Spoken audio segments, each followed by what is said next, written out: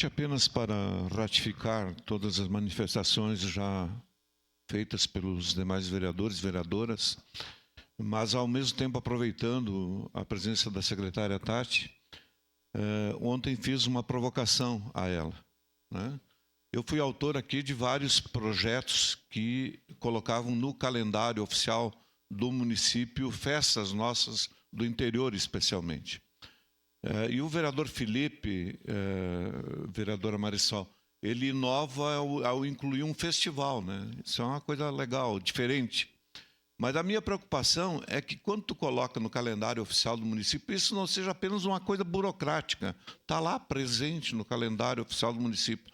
Na votação do orçamento, eu dizia para a vereadora Tati, lá na Secretaria da Cultura, tem que ter recursos específicos do governo para ajudar no fortalecimento dessas manifestações culturais, né?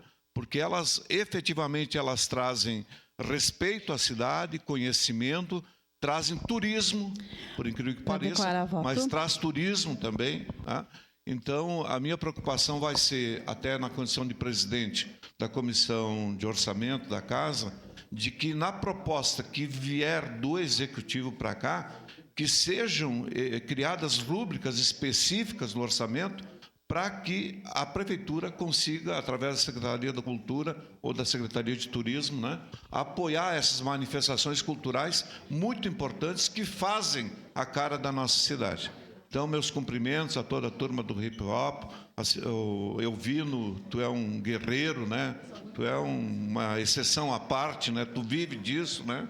Faz 50 anos que te conheço, está sempre enfiado nas questões de manifestações culturais, né? Junto com essa gurizada, gente boa, né? Então, obviamente que votarei favorável, era isso, senhor presidente. Obrigado, vereador Eloy.